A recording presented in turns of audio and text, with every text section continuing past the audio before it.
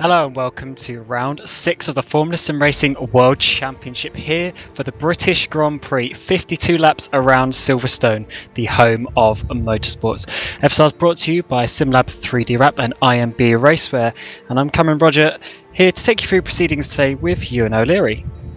Yeah, good evening everyone. It's a pleasure to be here for the first time actually for me on the Formula Sim Racing World Championship, so very much looking forward to it. I've been having a look at the last few races as well, so it's been very exciting so far. It kind of builds to a crescendo at the end, which I'm a personal fan of. So yeah, I'm hoping for more good action today, and if the previous two races are anything to go by, then we are in for a treat today. Yeah, we're absolutely in for a treat. We've got 2 DRS zones around this track, plenty of straights as well. There's about 5 of them on this track. It's going to be awesome. This race always brings a brilliant atmosphere and a brilliant event, so it's great to be back here for round number 6 as we enter the second half of the season here, where the drivers will be driving this car over 900 horsepower, 743 kilos. And you also have those boost modes that you have to remember in the race, but in qualifying in just a few moments' time as well. Yeah, and don't forget that when you use that boost mode in the race, then you will indeed wear your engine down a little bit quicker. So yeah, you got to be careful of that. This is the prize pool that they're all playing for, or racing for, I guess you could say, and all that included with £3,000 in cash. Sorry, that's distributed out to the teams, I believe, and yeah, so lots to race for. And as we mentioned last week, or as you and Aidan mentioned, every point does matter because it's the cash is divided up between all the teams. So every point literally does matter, even down the lower parts of the top 10. So that does make the racing even more exciting. Yeah, even for 10th position, where you just get 1 point, that will eventually get you some decent cash if you score some points over the course of the season. So, yeah, these drivers will be fighting for absolutely everything. And, I mean, the state of the championship is looking pretty good indeed. Obviously, last race, Jurnej Simoncic extended his lead with an awesome performance. He won by 33 seconds, which is just unheard of. But he did the strategy absolutely perfect around the streets of Azure, and then the 2 evolutions getting on the podium as well. So rounding out a pretty good result for them, but that leaves Jurnej Simoncic with a massive 43-point lead. Now, he has had positions like this in previous years as well, so we know that he is this good, but hopefully maybe Berlak, Hoyer or Kweekel can get close, or maybe even one of the evolution cars as we come into the second half of the season. But it is certainly very close, and Simoncic is the one to look out for. But in the constructors, it is sort of a similar story. The Burst Rear Toro team is out the front by a little bit, but then just behind them there's a massively fierce battle, especially between Burst Simplexity and also Evolution. So plenty of stuff to look out for. But also today we have a new team. We've got an 11th team in the standings. We've got Ghost Speed Engineering, who will be piloted by Chris Shepherd and Luca D'Amelio, with Ground Effect now having 2017 champion Mohammed Patel alongside Jos Araneda, although I think that is just as a reserve. Craig Baxter, who did very good last race, has now moved to Singularity to take over from Alan Terzic as well. So plenty of stuff to look out for here. And Ewan, I think drivers are now just starting to get some laps here in qualifying. Yeah, they are. The first few times are just beginning to come in. Michi Hoyer just going to the top there. You saw on the left-hand side very briefly. There it is again with a 24.2, and Braxock very close in behind, just 1,000 in behind. So yeah, it's all looking very close, but we're on board with Mohammed Patel at the moment in one of my favourite liveries, I have to say, for the Ground Effect Sim Racing car. I'm not sure what it is, but it just does look very nice indeed as he heads down the hanger straight now and into Stowe. We'll see if we can see any 23s here today. I can imagine we will, because we haven't seen Simoncic across the line yet. And Mrozek is currently on the top with a 24-0, and it's all very close, but that could be shattered in just a moment by Patel here. Final corner for him, and he goes across the line, and he goes into position number 4 there. So not a bad first outing for him, but Mrozek currently on the top. Yeah, the times here are so close. Look at that, 2/10 for the top 7 cars. And as you mentioned, I think we're going to see some 23s. We're already down to a 24.0. This is certainly looking very close, because Silverstone, despite it being one of the longer races on the calendar, it's actually one where there aren't actually many corners or many sequences of corners as such. There's quite a few corners that are connected, and you have to make sure you link them all together. So they sort of work out to be really only sort of 5 places on the track where you're actually in a sequence of corners. So that is why all the times end up being really close. But it's good to see that it's not Simoncic being 2/10 out. 2/10 is now covering the top 9. Yeah, but Simoncic is just coming across the line now, I believe. He might just be able to blow everyone out of the water here. As there's, he's just starting a lap there. So we'll be able to get a real good look at him now and see what he can do. But yeah, he's got a commanding lead in that championship at the moment. He's 43 points ahead of Petr Burliak in second. But if we remove Simoncic from the championship, it actually does look very close indeed. So the battle for second might be an incredibly interesting one to watch throughout the championship. But here is Simoncic through Brooklands at the moment, and now Luffield as well. It's hard to see him really being toppled here at this at the Silverstone circuit. Although he's never won here before in FSR, it's still hard to see this good run of form really going away for Simoncic. Yeah, and one of the reasons why he struggled in the first couple of races of the season was he didn't nail qualifying. But then in the last 2 races, he's got that pole position, the all-important pole position, and he's managed to make both of them work. So I'm now just quickly looking at Dennis Jordan as he's coming around the final corner. Seems a couple of drivers are trying to go out a little bit later. He goes into 7th place, but only 0.1 seconds off pole. Such is how close it is here. But as you say, yeah, Simoncic is coming to finish his lap, coming around into the club chicane. And then the really tricky final corner, because it is sort of a kink, but it's just tight enough that you really have to think about it, where you put your inputs and where is the 29 champion going to go up. Only 7th place. Only 7th place for Simoncic. So once again, maybe qualifying being a slight issue for him. But look how close that is. 2/10 for the top 11 cars. And just if he would have improved his lap time by 11 thousandths of a second, he would have been on the second row. So this is pretty ridiculous at the top right now. 11 cars separated by 2/10. The whole field who set a lap time covered by just under 7/10. That's 21 cars within 7/10 of a second. So this is a really remarkable session right now. But we're currently watching Petr Burliak, see if he can get up the order any, see if he can put a bit of distance between himself and Simoncic. They're going to see Michi Hoyer is that, and Southerly as well, just putting in the times, and we've seen our first 23 of the day. Michi Hoyer currently on the top by just 12 thousandths of a second, but we're about to see another round of times, I do believe, and could this be where Simoncic jumps up the order again? He's got a banker in, but he's definitely going to want to improve.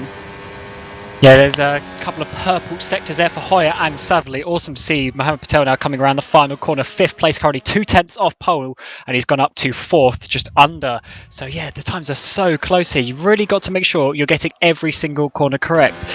Callas now goes up to 4th. So this is quite remarkable, actually, how close these times are.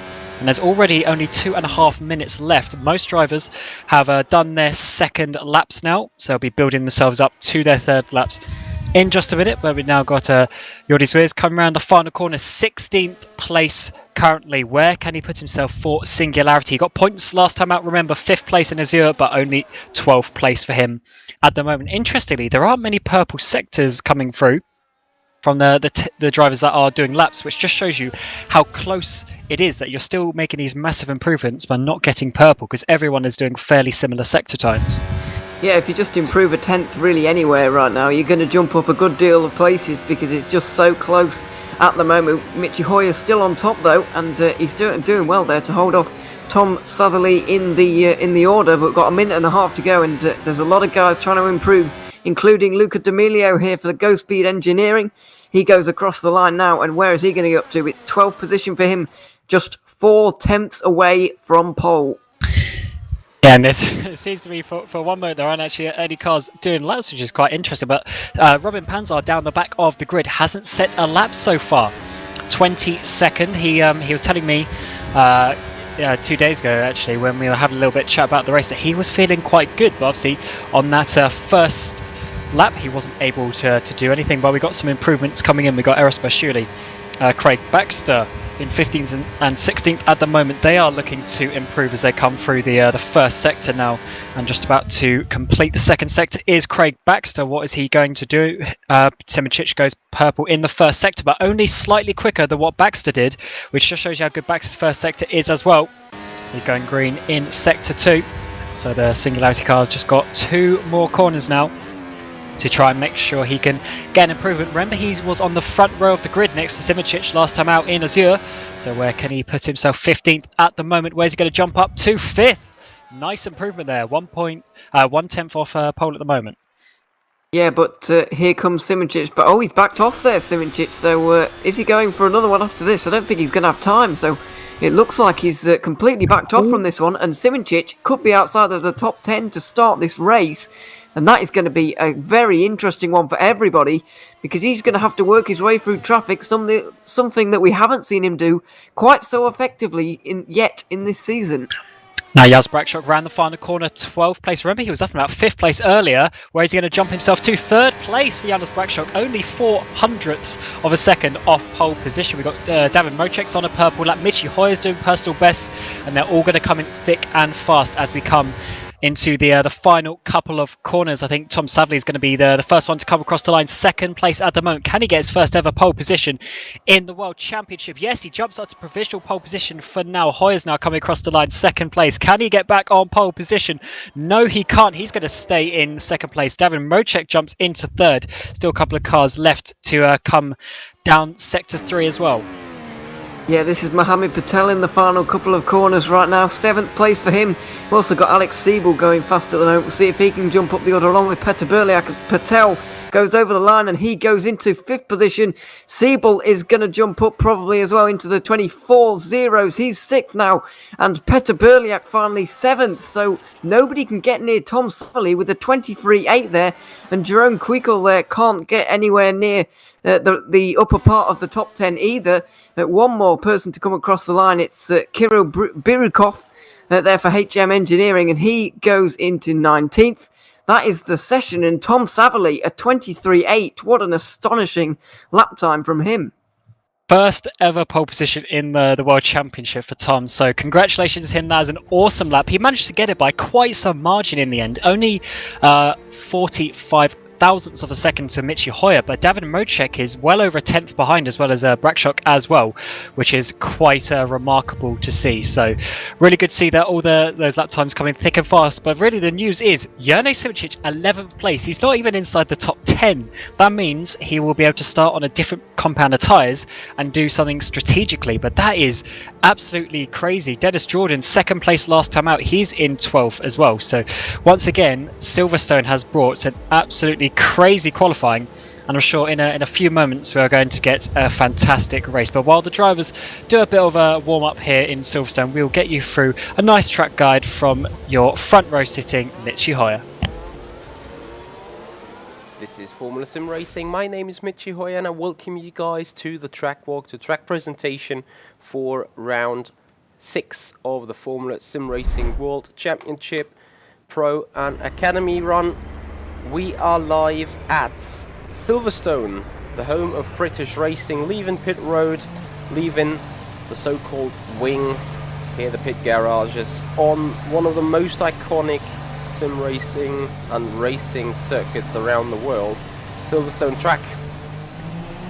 So coming out of pit road, right into turn 2, and then right straight into the first hard braking zone, a double hairpin to the right, turn 3, and then hairpin to the left, turn 4. Very, very important corners here. Into the first DRS zone already, Wellington Straight. There's a good overtaking spot coming into Brooklands here. So Brooklands turn 6, goes straight into turn 7, which is Luffield through Woodcots. Flat out, no problem. Then coming up towards turn 9, also known as Cops Corner, high speed right-hander. Need to be careful with the track limits out there. And then the most iconic chicane combination, Mackett's, Beckett's, and in the end Chapel. that leads into the second DRS zone over Hanger Straight. Old landing straight for planes before we have a high-speed right-hander stow again. Need to be careful with track limits there as well. Final chicane, turn 16 into club 17, 18, and then we're starting our flying lap around the Silverstone circuit. Going across the line, turn 1 and 2 all flat out. Make sure you go hard over those curbs, and then hard braking zone into turn 3. Slot sprint up to turn 4, want to kiss the inside curb, and then the acceleration, the traction out of turn 4 through 5 into the second DRS zone. So important, as you need to carry all that speed up towards Brooklands, hard and late on the brakes, trailing into the corner, immediate direction change for Luffield, a tight, wide, tight corner in the driving lines, coming out, kissing the exit curb, going towards the old start finish line, and then hold your breath for a flat out Cops corner here in 8th gear. Entering Maggots, still flat, light, slight lift, and then just throw the car into Chapel to go out on Hanger Straight. It's absolutely lovely to throw the car through the corners like that. So amazing, much grip, car so great to drive, going through Stowe, and then once again laid brake into the final chicane, going there through Club and all flat out to the start finish line. That's one lap around Silverstone. It is very important that you got an awesome rear end balance, because you need to have so much trust and so much faith into your rear end that the car does whatever you wish to do it, and then you can go lightning quick here around Silverstone. If the drivers got that right, you guys will find out today at 1400 for Academy, at 1630 for Pro, and at 1900 GMT, all-time GMT for the World Championship. Guys, we will see amazing races here, so don't opt out.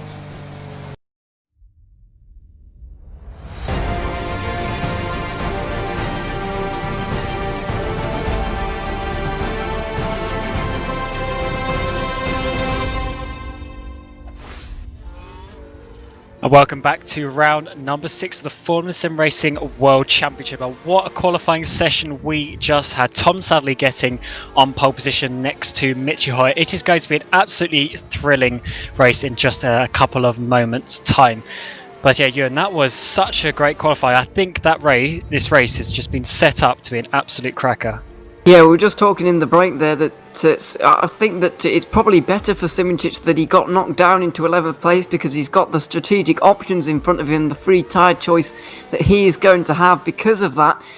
So it was probably better for him to be in P11 right now. But yeah, what a fantastic race we have in prospect here. Tom Savely, bit of a surprise pole there, but always love to see an underdog take the pole. And yeah, it always sets up a great race, and Silverstone provides good racing anyway, so I'm sure we're in for an absolute cracker. And what are these drivers fighting for? Well, here you can see it. So 3D Wrap are providing us 2 wheel rims. Got a Formula wheel rim and a vintage. One will be going to the Teams Champion, and one will be going to the Drivers Champion. Then SimLab are providing a P1X cockpit with a seat as well. And IMB Racewear are providing a bundle which includes gloves, hat, a shirt, and boots as well to each of the 3 champions of the 3 divisions, the World Championship, Pro, and Academy. So yeah, thanks to those guys, and go check them out if you're interested in those sorts of products. But also €3,000 of cash prizes to be split between the amount of points that each team gets as well. So every single point counts regarding money. So literally points mean prizes here in FSR, but we are just about ready to go into the race in a couple of moments' time. But what happened in qualifying? So Tom Sadley got on the front row alongside Michi Hoyer, and And just behind them is Mrocek and Brakshok. Mohammed Patel in 5th, making his return. Alex Siebel in 6th. It is completely messed up from what we've seen in other races, but I think it's going to be a great race. And you see some of the big names there. Burlak in 7th, Queekle 10th, Simoncic 11th, and Jordan in 12th place as well. So it's going to be absolutely fascinating as we see some other drivers down here. Jim Paresis, he struggled a bit in qualifying during most of the season, so it's a bit of a shame for him being so far down. But we actually do have 22 cars this race, as we now have GoSpeed Engineering joining the grid. So we've got 11 teams now. It's good to see teams joining mid-season as well, as that is always a possibility to join mid-season during Formula Sim racing. So yeah, 11 teams on the grid now. So look out for the white GoSpeed car. That is Luca D'Amelio and Chris Shepherd. Yeah, there's some big names down this order though. As you can see, Jordi Zweiers down there in 15th position, Luca D'Amelio 14th. Well, Dennis Jordan behind Juri Simoncic there in 12th, and Jerome Queekle not exactly that far up the order in 10th position, a bit further down than he'd want to be starting this race. But one man I'm going to be looking out for throughout this race is Mohammed Patel, qualified in 5th position there, and is the only man on this 22 car grid to have won in the past. Took 2 wins here at Silverstone before in 2015 and 2016. He won those races, fighting off, interestingly, 2 drivers also in this race, Petr Burliak and Jeroen Queekle. So expecting a good race here, and especially expecting good things from Mohammed Patel. Yeah, he is a bit of a master around this, because if you remember, so after you said he won 15, 16, 17, he was in a good position, and then he had a disconnect, and then Martin Gosby went on to win that race. 18, he was fighting with Michele D'Alessandro, and on the final lap, they crashed in Maggots and Beckett's, and then eventually they crashed with Simoncic on the rejoin as well. And then obviously last year was sort of dominated by ACR, who had an absolutely amazing race here. But yeah, it's always been quite a good track for him. And down in 5th place, I'm sure he's going to at least try and push to be on that podium. So maybe we'll be speaking to him later today. But plenty of action can happen here. 52 laps around one of the longest, in fact I think it is the longest race, the longest track on the calendar as well. So we've gone from the shortest to the longest. But still plenty of things that can happen. We've got new cars, we've got new drivers here today. It's going to be quite a fascinating race. Yeah, it is. We've got some different tyre strategies going on down the order as well. Of course, the top 10 have got the tyres that they qualified on, obviously. And, well, not obviously, but that's the way the rules are with F1 these days. And as you can see, there they are with the 11th to 22nd have all got different kinds of strategies going on. Simoncic is on the mediums early, and so is Jordan, so I would guess that probably points to a 2-stop in this race rather than a 1-stop like some of these guys at the front might go for. Certainly, the strategy will be important here today, as it may be for some drivers a 1-stop strategy. I'm going to say it's possible, but it's going to be somewhat difficult, because especially the rear tyres really go off, and you need the rear to be nice and planted as you come through the mid to exit corner of all these fast corners. You need a really stable car and a really nice platform to get on the power. So when those rear tyres start to go off and you start sliding a bit, losing a bit of time, then that is really when you want to try and make your pit stop. But Tom Sadley's already on the grid, as Robin Panzar is just coming up to Stowe. So the field got pretty spread out on that formation lap. So hopefully we don't see any engine issues. But yeah, Tom Sadley, first pole position for him in the World Championship. And in a couple of seconds' time, we'll be able to see what he can do. Often, pole position doesn't lead out of the first sector here, such as the layout of the track, but the last drivers, I should say, now coming around the final corner there. Robin Panzar getting in position, and let's see what these 22 drivers can do for 52 laps here at Silverstone for the British Grand Prix. So in a second, the lights will come on, And we'll see what Tom Sadley can do. So as they come on now, let's see who is going to get the launch off the grid. And it looks like Tom Sadley's got a pretty decent launch there, but it looks like Michi Hoy has actually managed to fill in pretty nicely. Just behind them, we got Mohammed Patel make it up a position there past Janos Brakshok into 4th position. Everyone else behind seems to go through fairly nicely. We've got Alex Siebel having a bit of a slide there in the midfield as well. As I go 3 wide, Petter Burlak now trying to make up some positions, gets up into 5th place. He's made up a couple of positions there. Oh, there's been a crash further back with D'Amelio and Yasser Aneda. That's a bit unfortunate for them. But yeah, Petter Burlak doing some good positions and now having to defend from Janos Brakshok coming into Brooklyn's corner. But that's been a really good overtake from the 2015 champion, as Simoncic has stayed in 11th place for now. So he hasn't got up to too much there, but it looks like fairly clean for most drivers. Yeah, fairly clean apart from those couple down the back, Araneda and D'Amelio having a few issues, but good battling, especially from Burliak to get into 5th position. Patel also making moves, and looks like Craig Baxter might be just either going forward or going backwards. As somebody in the background going side by side into Magas and Beckett's there. Not the place where you want to be doing that, but it looks like they've all got away with it, and yeah, these strategies are now going to start to come into play. The top 10, are they going to get away from the rest of them? Or are the likes of Simoncic and Jordan going to stay on to the back of these guys and really get towed along in this stint? And then obviously they're going to be very fast at the end. But in the background, it looks like Vac there is under pressure from Robin Pansar for Burst Esport up the inside into the chicane, and he's through into 14th. Wow, Robin Pansar, remember, starting from the back of the grid. He's already made up 8 positions. Awesome there from the Swede to get himself in a really good position on those medium compound tyres, but it seems that Sadley is leading the way nicely. Top 10 all getting through rather nicely, as we now have Jordi Zways trying to get past Danny van der Neet now on those hard compound tyres. Danny, interestingly, starting on the super soft tyre, or sorry, the soft tyres I should say, coming out onto the Wellington straight now for 16th position. That's going to be interesting for him because he's going to have to try and get past those drivers on harder tyres, which could really hinder that strategy. But he has done the alternate strategy pretty well in previous races, so we'll have to see how that works out for him. But so far, these drivers are all getting off to a really nice, clean start, and I think it's set us up for a good race. Chris Shepherd around at Luffield there, just a big spin for him for Ghost Speed Engineering. Sorry to come across you there, but he kind of really let the back end slide out and really away from him through Luffield there. So yeah, that was unfortunate for him. But he's down the order now, and it looks like D'Amelio's also at DNF there. So Shepherd 21st, and we're already got a retirement. And that is unfortunate for D'Amelio, but he's going to be looking to do better in the next couple of races. But Tom Savely's held on well here. Michi Hoyer just in 2nd place, but it looks like Savely is got about, well, he had an 8/10 gap there, and Hoyer just pulling a few of those tenths back again. But yeah, it's all looking nice and close up the front of the field. It's all in one long line, really. Nobody really getting any away from anybody else at the moment.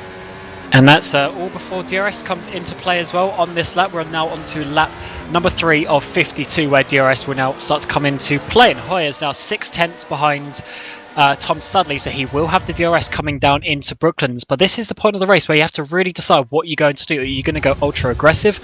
Are you going to try and stick in your position? It's really that point of the race where you have to decide what you want to do. If you are pushing for a 2-stop strategy, this will be the time where you want to make up those positions, because those going for a 1-stop will be starting to save a little bit as they try and keep those tyres nice and alive. But yeah, what you were saying with Ghost Speed Engineering, 1 out and 1 at the back of the field. So yeah, welcome to the World Championship, unfortunately, for that team. And yeah, they're looking maybe not to have the best race here today, but hopefully in the next few races they can get a bit higher up the grid. Yeah, Jordi Zways just looking a bit under pressure now. He tried to go for a move at Kops, but now he's having to defend through Magnus and Beckett. That's a pretty incredible battle with Joss Araneda there. And Araneda just kind of messed up his line a little bit through Chapel on that occasion.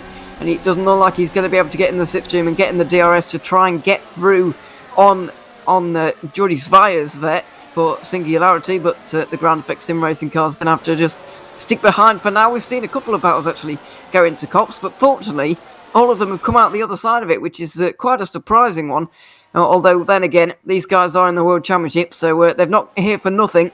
These are some of the best drivers in rFactor 2, of course, and leading them at the moment, Tom Savely for Ghost Speed. This is a fantastic drive from him. to get qualifying pole, to hold on the start, which must have been a very nerve-wracking time for him.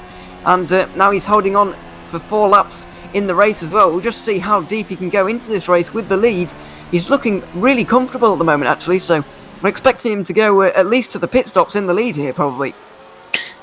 Yeah, you'd hope so, because I believe he hasn't, on merit, led a race in the World Championship, but he has been in sort of the top 4, top 5 on a number of races. If you remember back to Imola, second race of the season, him and Luca, they were looking pretty good. Ghostbeard obviously were working out pretty well there, but unfortunately their strategy is what cost them some good points there. They ended up doing a 2-stop where most people did a 1-stop. So hopefully today, if most people are doing a 1-stop, hopefully he can carry that forward and carry that knowledge forward that it didn't work out last time. But again, we don't really know how that is going to work. We know the soft tyres can do somewhere in the region of 15, maybe 20 laps, which is looking pretty good to then do sort of 35, give or take, on the hard compound tyres. But if these guys are pushing to a decent amount, then obviously that will start to wear those tyres a little bit more. But just a quick update, Dennis Jordan still P11 and Simic still P12.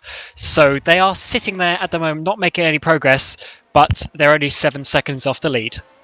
Yeah, they're sitting in behind Craig Baxter at the moment, who's in 10th position on the softs, and he's kind of, I don't want to say holding everyone up at the moment, because those gaps are about half a second wide, but they are probably losing time at the moment, are Jordan and Simincic, and as is everybody behind them, really. So maybe Jordan will make a move in the next few moments, but maybe also it's probably best to just stick behind for now on those mediums and just save the tyres and save everything for the last few laps, because they're going to be on some very fast tyres right at the end of this race. So we've got to just keep calm about them for now and really watch them towards the end, because they are going to be absolutely flying.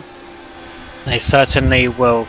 And yeah, we're just going to see how this one works out. Who is going to be the first one to do something crazy, either make a move, make an early pit stop? That is what the question really remains. And I'd say it is good that the field is a little bit mixed up here again, because once again we got so many different teams in the top 10. I believe we got 9 different teams in the top 10, if I can count correctly. So that's amazing to see such variety between these teams. And it's awesome that the Constructors' Championship stays pretty wide open with that as well. But as we complete 5 laps here in Silverstone, head on to lap number 6. It is still sadly leading the way from the 2 Burst Complexity cars of Hoyer and Mrocek, who are both having a fairly good race today. They've struggled a couple of races this season, obviously. In relative terms, they're still looking good for second in the Constructors, that team is. But it's good to see that they are fighting right at the front here today. Yeah, Michi Hoyer's been having a good season, actually, getting his first ever World Championship race win all the way back in Malaysia at round 1. So despite this being his 6th season in the World Championship, he's only just got his first race win, so having a fantastic season so far. And with his teammate Mrocek, these two are going to be doing very good things for the Constructors' Championship here for Burst Complexity Esport. They're, of course, in the same kind of 2-car pairing in the Burst Esport camp. Simincic and Panzar are in the other one. So they're doing fantastic things for their Constructors' hopes as well at the moment, but obviously a long way to go. And looks like Savali is becoming under the most pressure he has been all race so far. Hoyer is the closest he's ever been, but it's still too early to make that kind of move.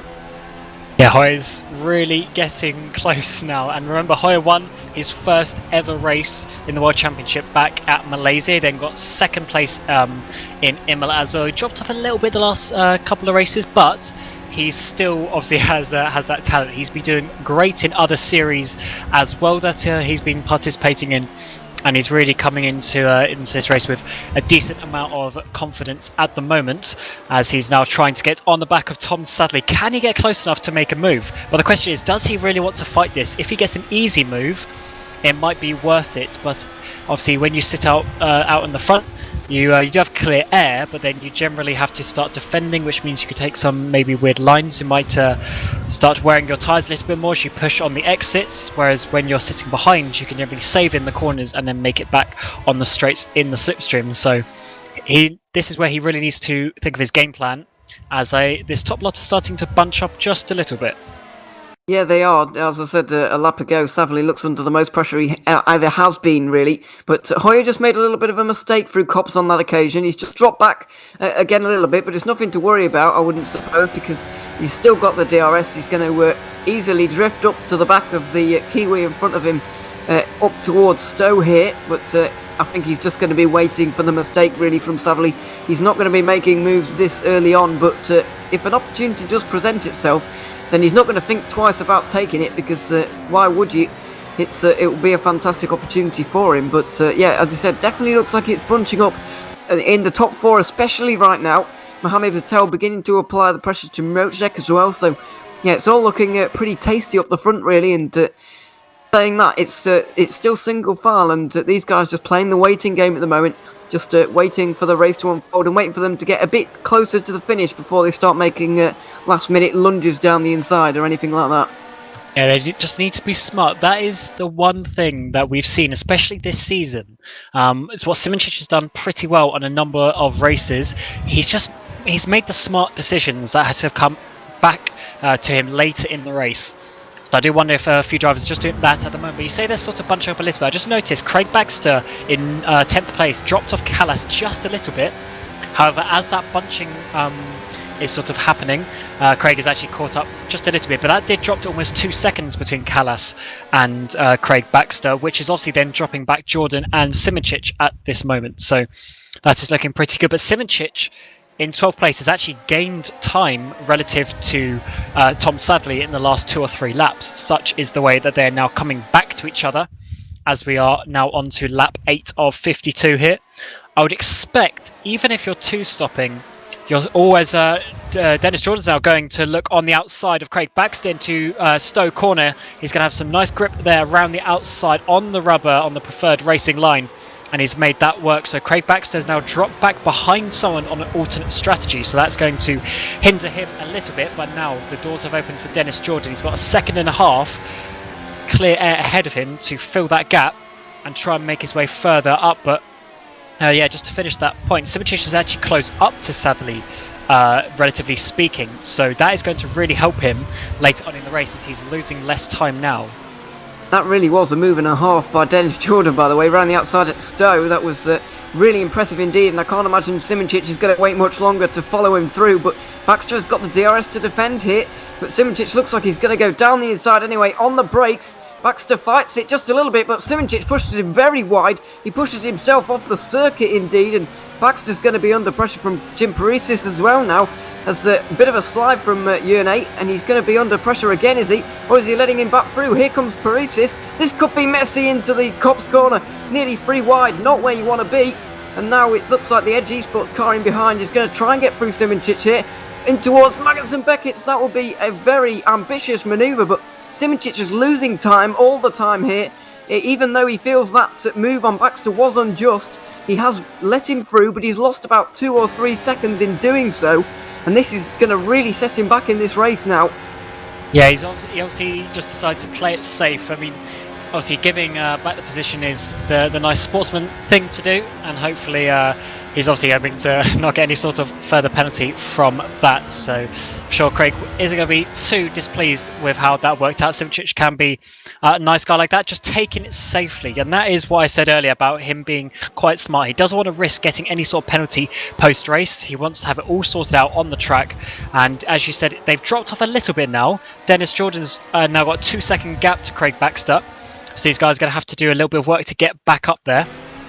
And Jordan himself is caught up just a little bit towards Callas as well, despite being on those harder combat tyres. And Simoncic now round number 2. Can he make it work this time? He's going to have to go on the outside, but can he keep it on the track this time? Yes, he just about does. But then he's going to have the inside for Luffield, and he will then be able to get the inside, get the traction, and finally make that work. So it took him a lap and a bit, but he's finally up into 11th place. And now we need to see how much Baxter fights this, because if he doesn't, then Simoncic will be able to use his pace to try and get up to Dennis Jordan. But as we said, there's a 2-second gap there now. There is a little bit of work he's got to do, which might mean he starts to wear out his tyres a little bit more. Yeah, it took him a bit longer than he really wanted to get past Craig Baxter here. I'm just wondering if Baxter's going to have another bite at him. Mitch Hoy for the lead, going down the inside to Stowe corner. I did think he was going to go for it, but in the end he just flicked it to the right, got it down the inside of Tom Sadley, and he manages to get the lead here in Silverstone. So Tom Sadley, after almost 10 laps completed, has lost the lead to Michi Hoyer. So now what can Michi Hoyer do? Yeah, that was a little bit of a late move, a little bit of a late flick to the right for Michi Hoyer. But he has now made that work and has got into lead, as you're seeing here on the replay. I did think he was quite going to do it, but just at the end he just flicked it to the right, got it down the inside, left Sadly a nice bit of space there. Nice, clean, good move for the lead. Yeah, it was indeed. I'm just wondering what that is going to do to this race now, because is Hoyer going to be able to get up the road while Rodger and Patel are stuck in behind Savily here?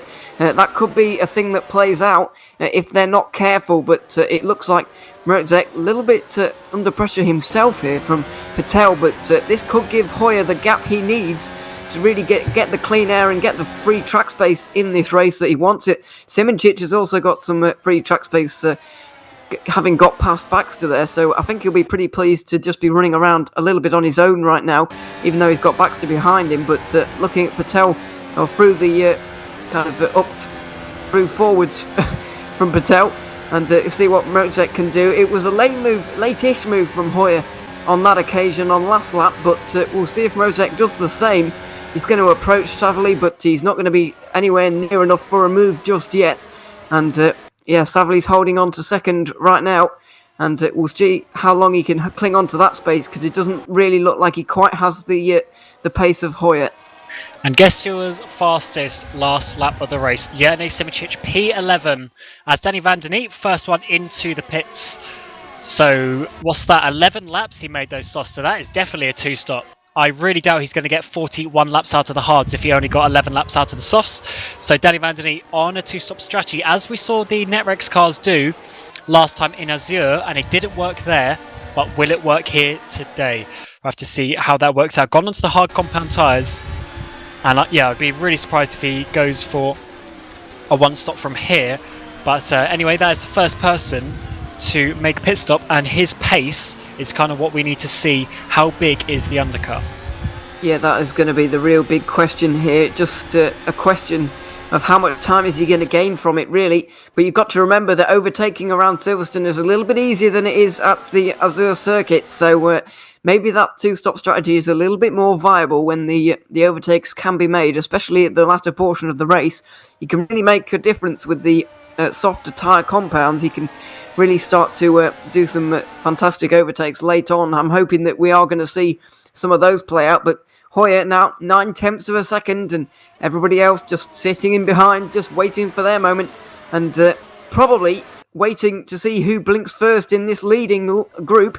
To me, it looks like Savily's going to the pits every lap, but it just seems to be his line, the way he cuts up towards the chicane there. So who's gone in? Jordan. On the mediums. Wow. He starts on the mediums. No, is he really going to try the hards to the end? If someone is going to do it, either Simoncic or Jordan would be the ones to do it. Either that, or he thinks that people are going to react and two-stop, and he wants to get that undercut. Also, Craig Baxter coming in. Also for... Oh no, he actually went for the mediums, so Baxter definitely two-stopping.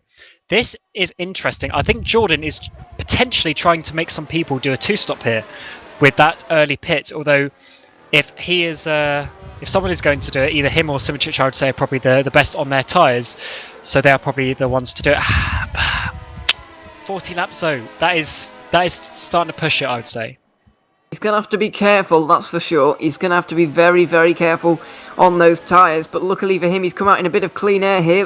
Craig Baxter's just getting down the inside of Shepherd there, so with issues earlier on, for that Ghost Peak car. He's been overtaken there for 18th, but backed up towards the front. It's certainly a very interesting race now. You have to love a split strategy race like this one, with Dennis Jordan pitting early to try and get out of the way and make some people react, and we'll see if his strategy works on this occasion. As everybody comes into the pit lane, it looks like some people have indeed gone and blinked. Wow, Hoyer and Siebel have pitted, and who is that, son of Callas as well.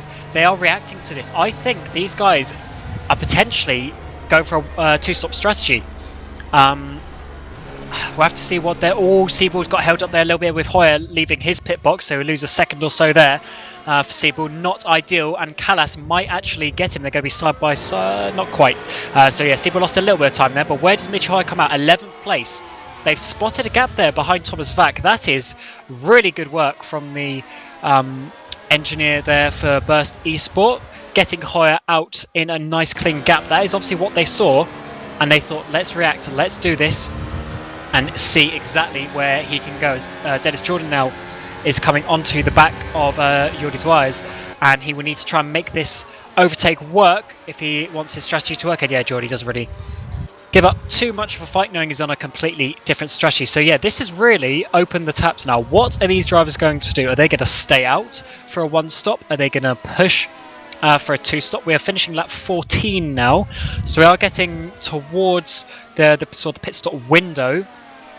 And who's this? That's Mohamed Patel now coming up to the back of David Mocek into Stowe corner on the inside. David's going to hold it round the outside. He's going to be offline though, as he went quite wide, as Patel now goes into the pit lane along with Mocek, Burlak. Anyone else following in? No, just those three drivers coming in. So these are reacting. So Tom Savvy retakes the lead. He does indeed, and we'll just see what tyre compounds these guys are going to go for. Everyone who pitted last lap went for the hard compound tyres, so we'll see what everybody else here does. Patel's just going to pull up in his box. He's very late on here, but Mocek has gone for the hards. It looks like Burliak has gone for the hards as well, and Patel is going to go for the hards as well. So everybody looks like they're going to try and stretch these tyres all the way, or are they going to be pitting one last time for the softs again? We'll have to wait and see. But where is Hoyer? He looks like he's well up the road here, so the undercut has been very kind to Mitchy Hoyer, who looks like he's at least 2 or 3 seconds up the road. Absolute blinder there by the Burst Simplex T-Cam, getting him out of the way, getting him in an awesome position. And just behind we got Huzak Ilbirkov now defending from David Mocek, as Mocek tries to get past the traffic there. And Jordan now is all on the back of Petter Burlak, so I think he might have made a couple of positions there once this all works itself out. And once again, Evolution are doing a very good strategy to get themselves in this position. So strategy is going to be king here today, it seems. And what are these 4 cars now leading the way? What are they going to do? Are they going to react? Are they going to stay out even longer and make sure they're definitely doing a one stop? Who knows? Let's have a look what they do on this lap. Kwiku comes in, Simoncic stays out.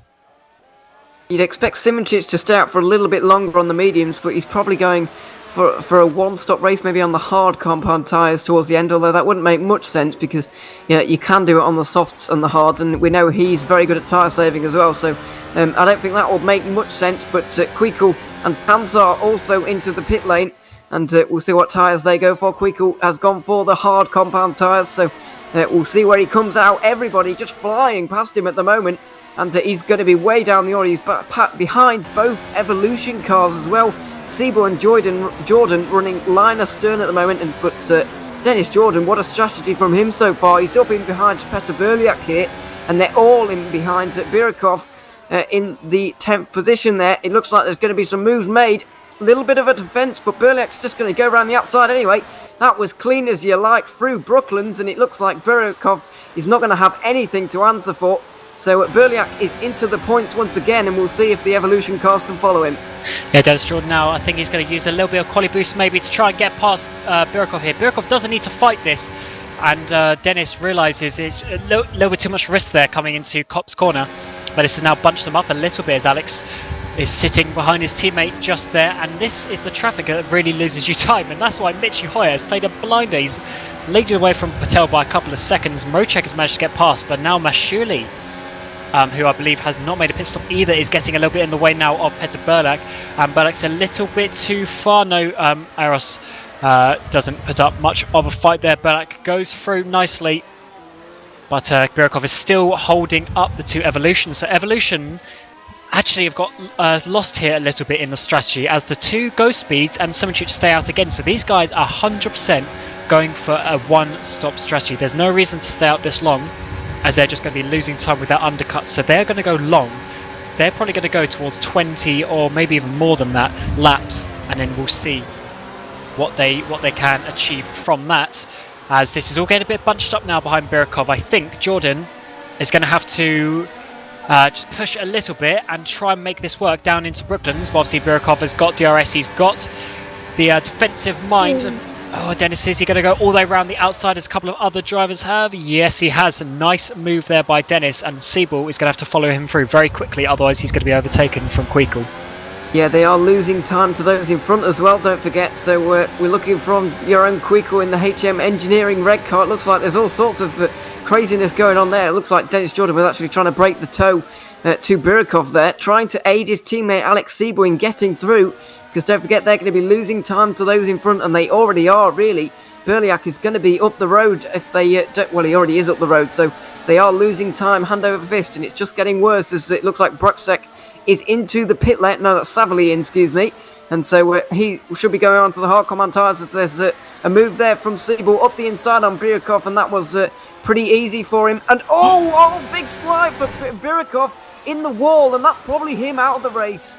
Yeah, he lost the wheel there. That is going to be him out on end of lap number 17 for the HM Engineering yellow driver. So yeah, that is really unfortunate. Lost the rear end, couldn't save it. And Simoncic has also taken... Oh, he's taken a set of mediums. Simoncic is two-stopping here. Simoncic is on another set of the medium compound tyres. That's interesting. He's two-stopping.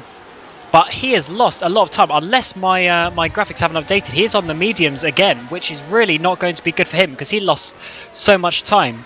As we're now seeing Tom sadly trying to get through the Evolution cars, as I think Evolution did a little bit of a nice pass there to get Siebel ahead of Jordan, as sadly has now come out quite a way off the lead, 7 seconds off Michi Hoyer.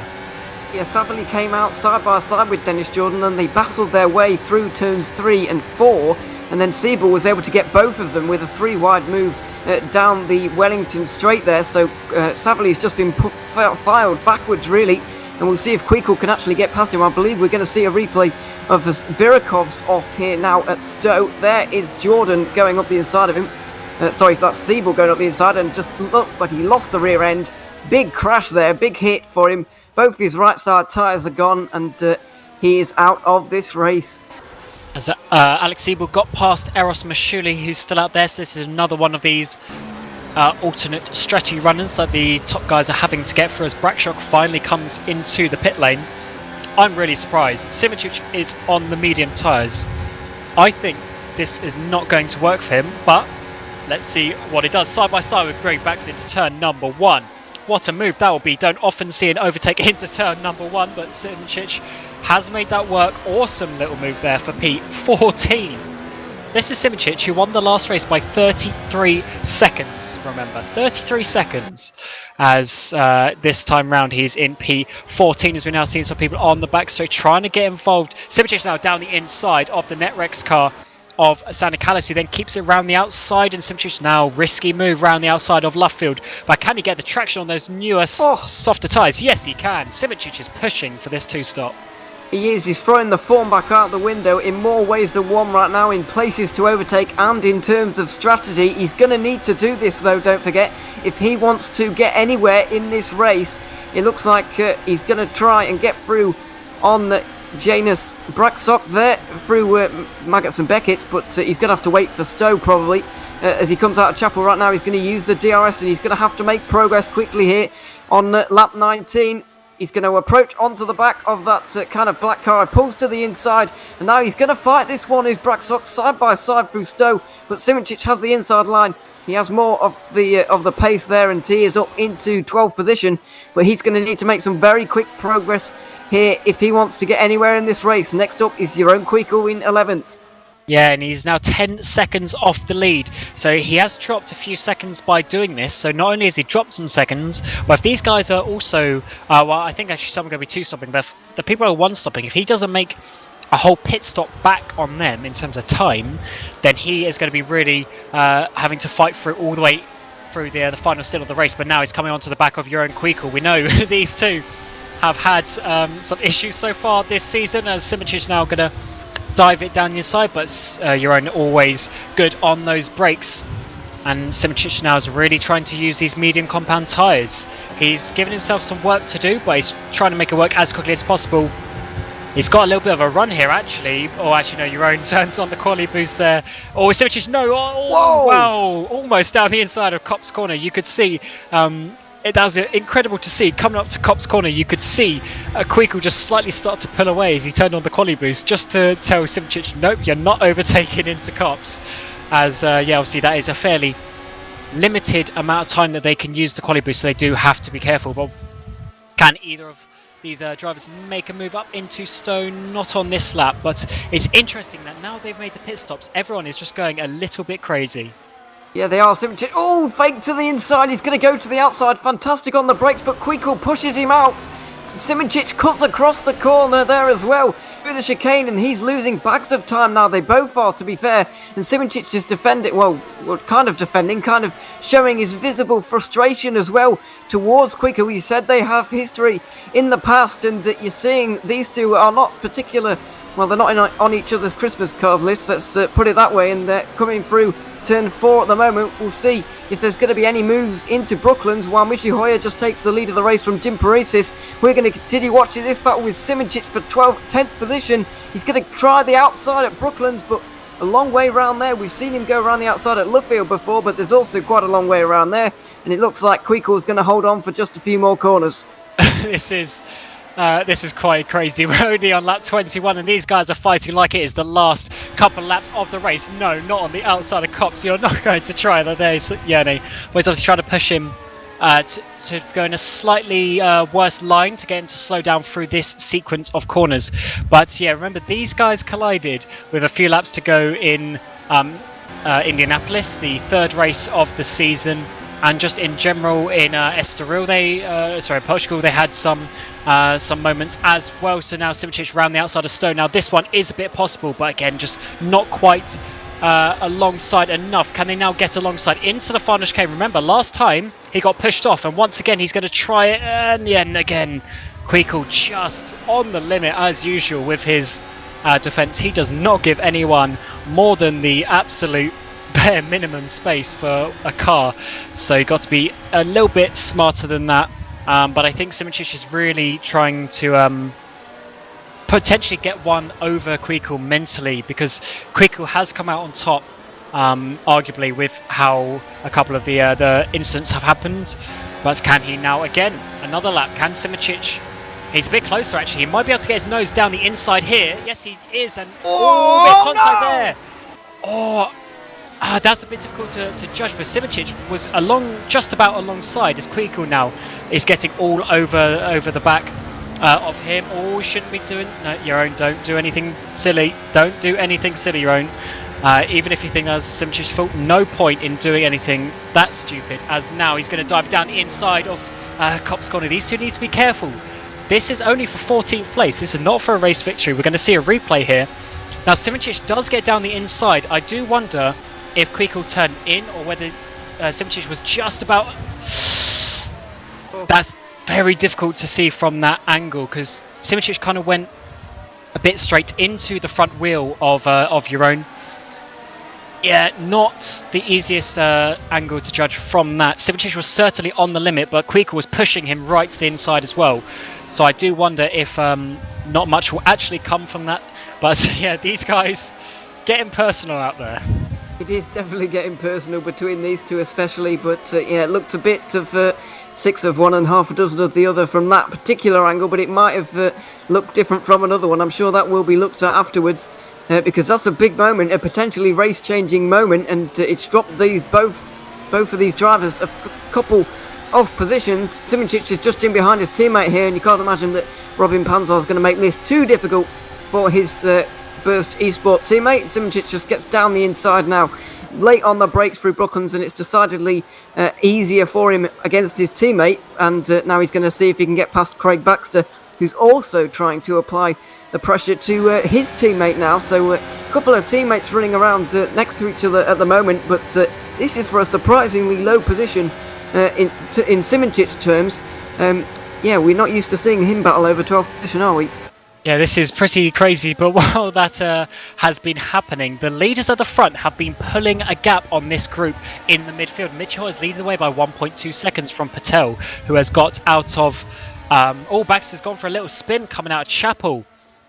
I didn't quite see what happened there, but he is losing so much time from doing that. I believe he hasn't hit the wall, so that is very lucky, but he's dropped all the way down. But yeah, let's have a quick replay to see what's happened with Baxter. Looks like it might have been on his own. There is a bit of AstroTurf on the outside. Oh, he didn't even get the AstroTurf. He lost it already mid-corner. And does he hit the wall? No. So manages to keep it out, but he has lost a lot of time. Yeah, very lucky boy there. Very, very lucky boy to get out the to not hit the wall there, but yeah, he's going to continue on. He's pitting for a new set of tyres, unsurprisingly. But Simoncic is making those work a little bit better. Here he is, trying to get through on Callas once again, but he's not going to attempt it on this occasion because Callas has just hit the boost there, and he's got straight down the inside into 10th position now. And he's another man making progress, but Simoncic is looking to try and follow him through. And in the whole scheme of this, Patel has got himself up into second place, ahead of David Mochex has been in overtake there. Petr Burlak has also got ahead of Jim Parisis, who is out on... Oh, as Simoncic managed to get past Eros Mashuli. There's now Roman Panzar goes side by side into... Oh, that is a move. If he makes that awesome move around the outside of Maggots. So yeah, Panzar making moves as well. But Jim Parisis is still out there, 5th position, hasn't made a pit stop yet, before we get to the 2 evolutions and then the 2 ghost speeds before we see Callas, and then the 2 burst complexity cars, and then also the 2 HM engineering. So a bit of 2x2 during the field at the moment, as who's that coming in? Eros Mashuli finally comes into the pits. But wow, what a first half of the race. So this has flown by, and these guys have been going a little bit crazy, but I think the chains have unleashed, considering in Azure it's a little bit... You have to be a little bit restricted. You can't push the limits. Whereas here in Silverstone, everyone is going right to the edge of what is possible. Yeah, they're using all of the free track space right now, and why wouldn't you really? Mashuli goes for a set of softs there, so I'm going to presume that's not his last stop of the day, because he's definitely not going to be taking those soft tyres half of the race. So he's going to be in again, and he's the only man indeed on the soft command tyres. It looks like we've got a bit of a replay here. This is for second place with Patel.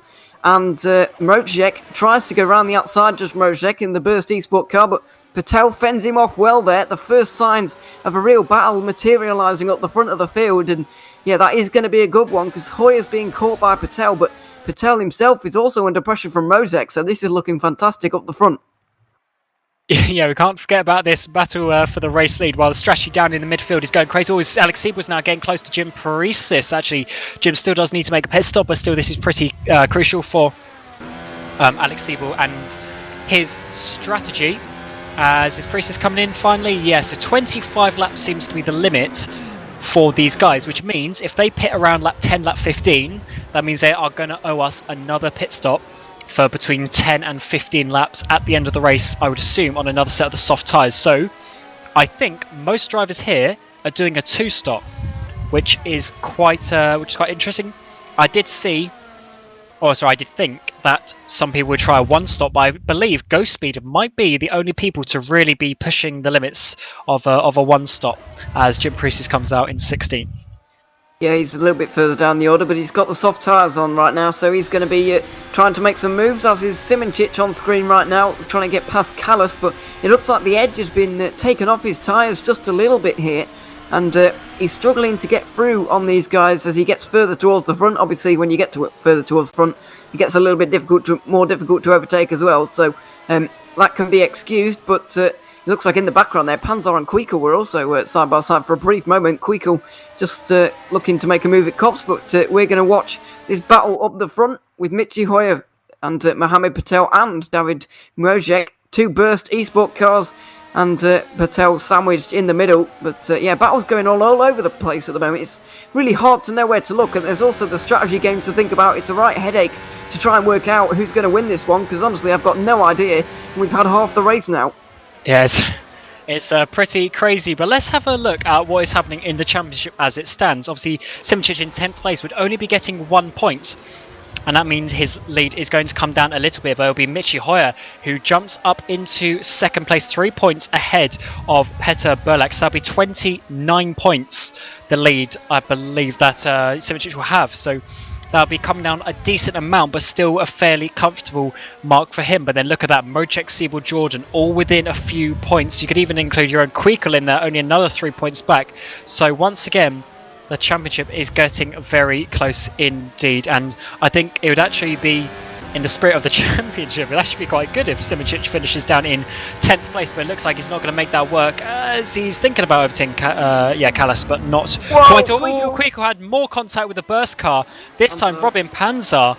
I'd love to... Oh, as Panzer had to wait there. There's a bit of contact between him and Queekle again. I'd love to see a replay of that, because once again, Queekle has contact with the burst car coming into Brooklands, and these guys are going to be going side by side into Cops.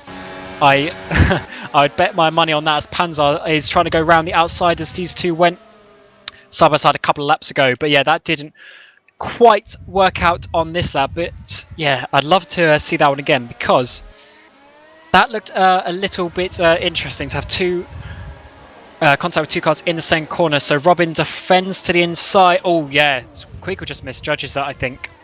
At least from that angle, it looks like Queekle just basically turned into the line that Panzer was on. But again, it's always difficult to get an exact judgment in with one. Oh yeah, Panzer broke way. Queekle broke away later, as I think we're going to have a battle for the lead live as we jump back on board. Oh no, Patel. I thought he was getting a bit closer than he was on that. He thought about it. Yeah, it wasn't quite close enough to make a move. But this battling is letting Burlak catch up. It is indeed. Sorry for exclaiming there. Because the front wing on the Burst G-Spot car's black, I thought he wasn't there. So I thought Hoyer was missing a front wing, but no, he isn't. He's fine. And we've got a 3-car battle going on for the lead, and we've also got battling with Simoncic trying to make it round the outside at Lovefield. We've seen him make this work before, but Callas putting up a bit more of a defence, but into Cops. This will be spectacular round the outside at Cops, but he doesn't look like he's going to go for it, or is he? No, not quite. Very close. But he switches to the other side now, Magnus and Beckett's. There could be contact. There is a bit of contact on the way in, but still a stern defence there from Callas, and he's going to hold on to that 9th position for a few more corners. He's going to hold up Simoncic. He's got a right to be there, of course, but he's definitely holding up Simoncic, and it looks like because of that move in Magnus and Beckett's, Simoncic is a little bit too far back into Stowe, so he might have to wait another lap for his opportunity to get through.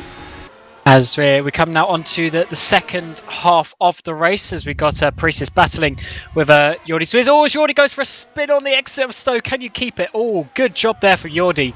Unfortunately, he slid across the grass, so he should get a little bit less tyre damage from that, although he is actually choosing to make a pit stop because he killed his tyres just a little bit too much. But I think now Patel might be going for a move on Michi Hoyer. Yes, he's going for a move down on Brooklands, and Mohammed Patel has taken the lead here, and Silverstone, unfortunately, I just missed that, but that was basically a standard DRS move. Hoyer couldn't really do too much down into Brooklands, as we catch a replay here. Yeah, Patel getting back to the lead of the race for the first time in quite a while, because he did race last season for Jean Lacey Esports Academy. However, they struggled a little bit, and he did not get a race victory. Did get a couple of podiums, I believe, but not a race victory.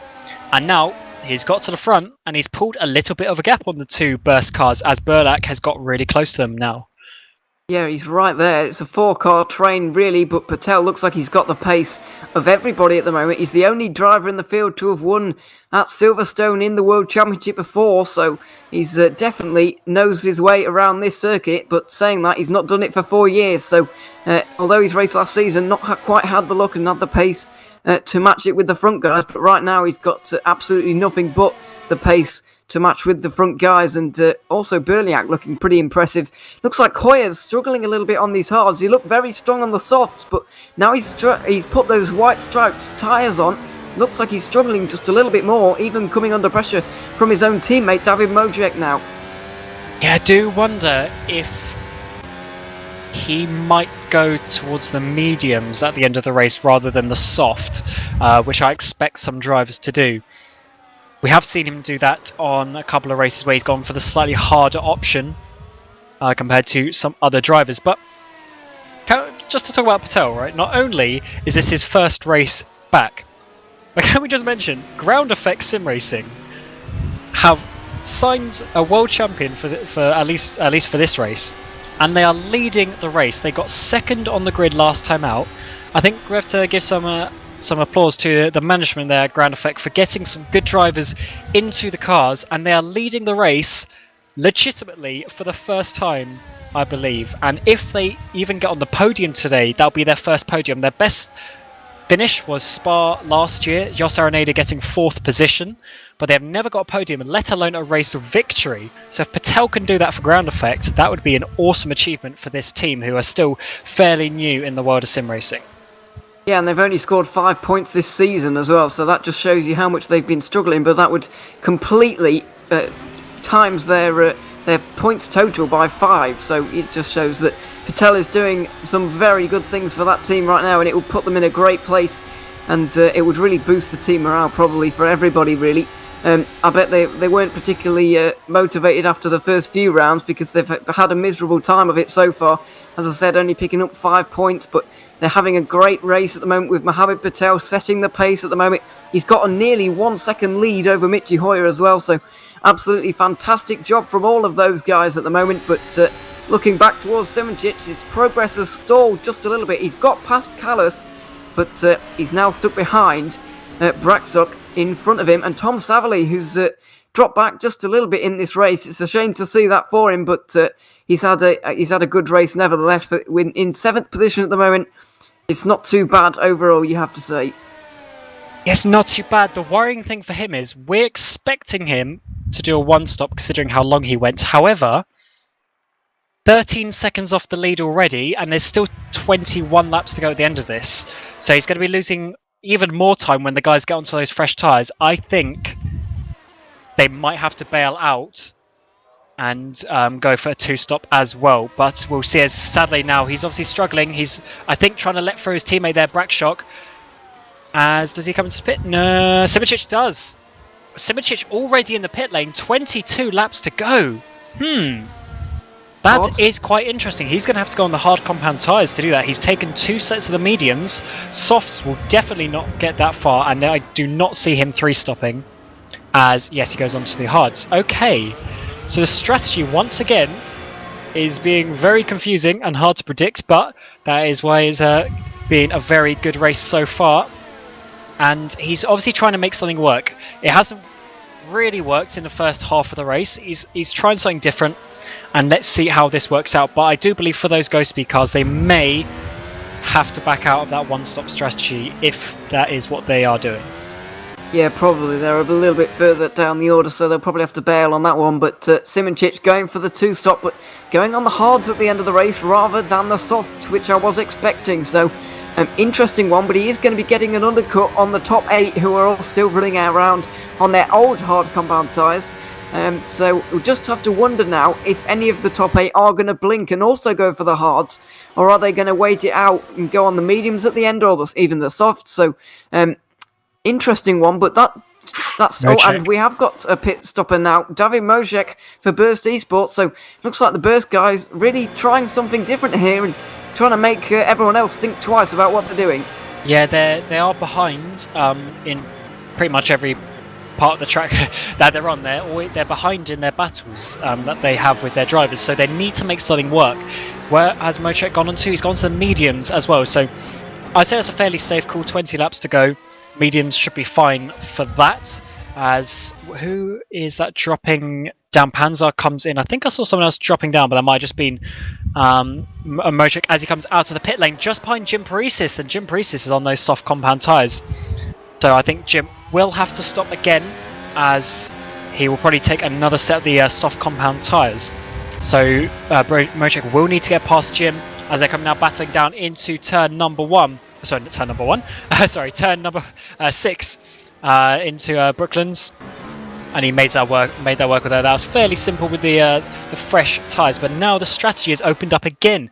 People are doing things a little bit different, and maybe these drivers at the front will have to pit earlier for the mediums rather than stay for the softs at the end. Yeah, this has been an absolutely fascinating race in terms of the strategy so far, and long may it continue, really. It really is continuing at the moment as well, because We've got all kinds of different strategies going on. Patel is into the pit lane, so you've got to say this is for the mediums as well. Has Michi Hoyer followed him? Or has... Yes, he has. So Berliak is going to continue on in the lead of the race. And we'll see how long he can stretch it. Is he going to go for the alternate strategy? Is he going to go for the softs at the end and really shake things up?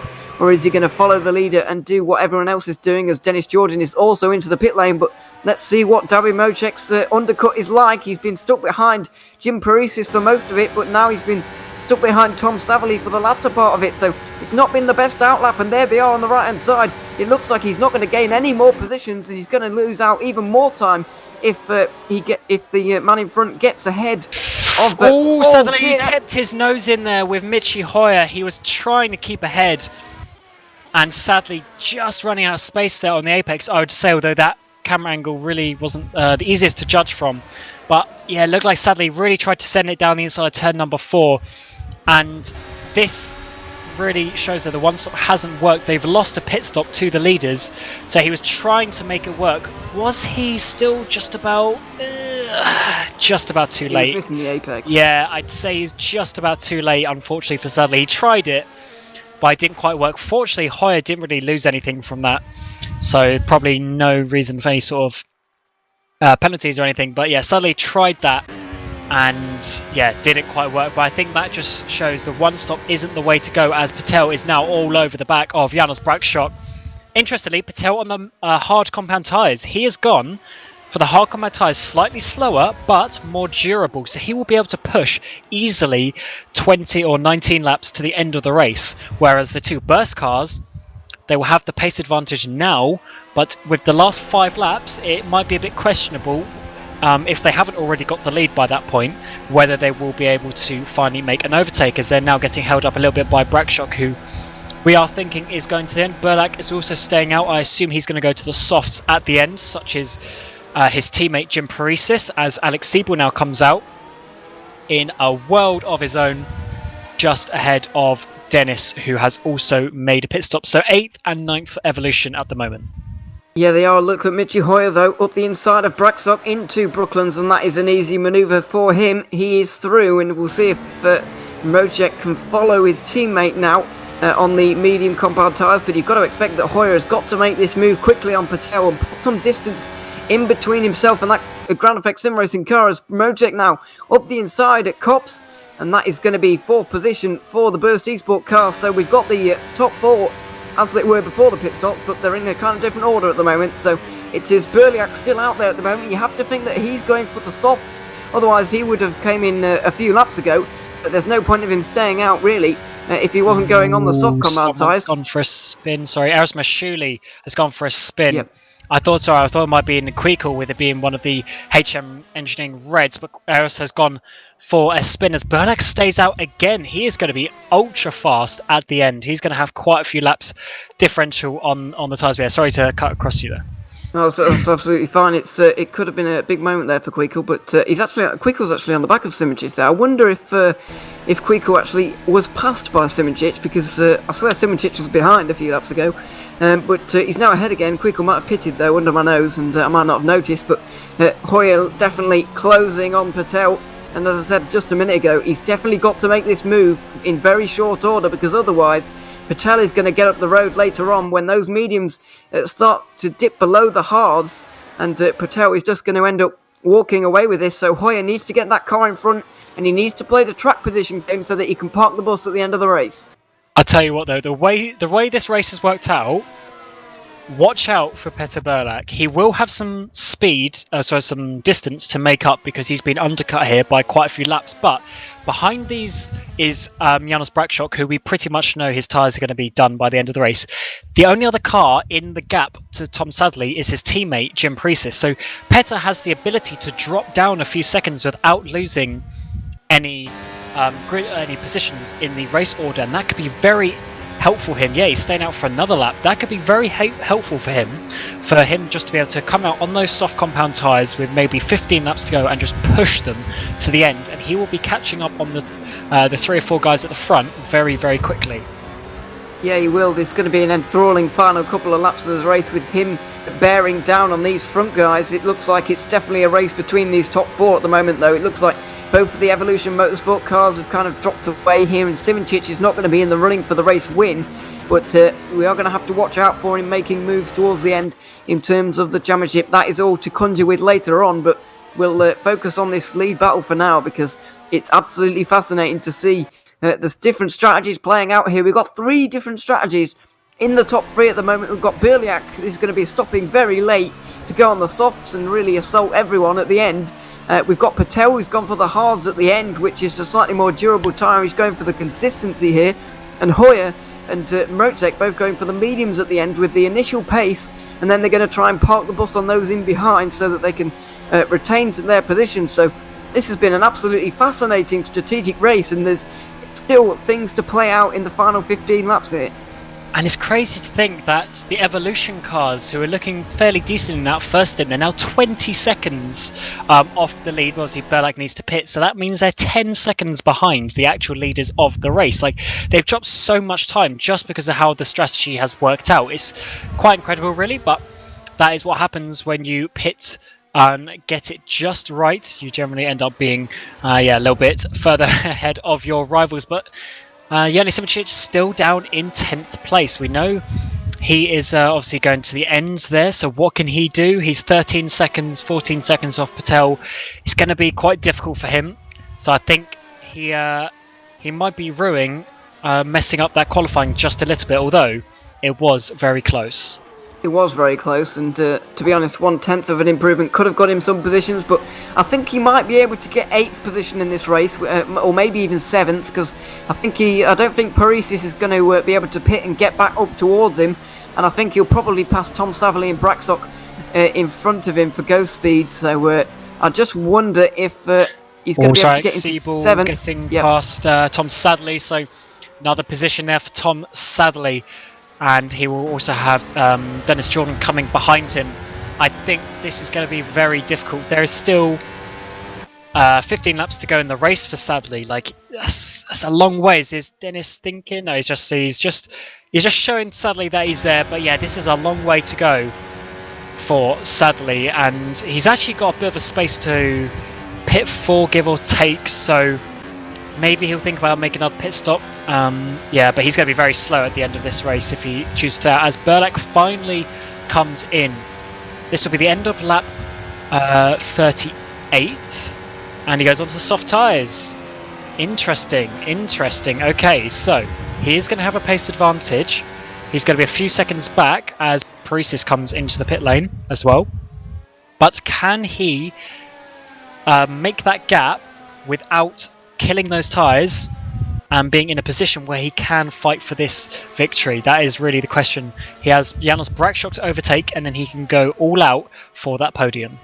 Yeah, I don't think Braxock is going to be able to put up much of a fight either, so this is going to be a real assault from Berliak, excuse me. Berliak and Braxock kind of confusing me there, but that's going to be the battle for 4th position here in this race. We've also got Jordan and Savely going on. We've got Hoyer and Mrozek kind of closing up here, but Mattel's holding strong in the lead right now. Here's Tom Savely.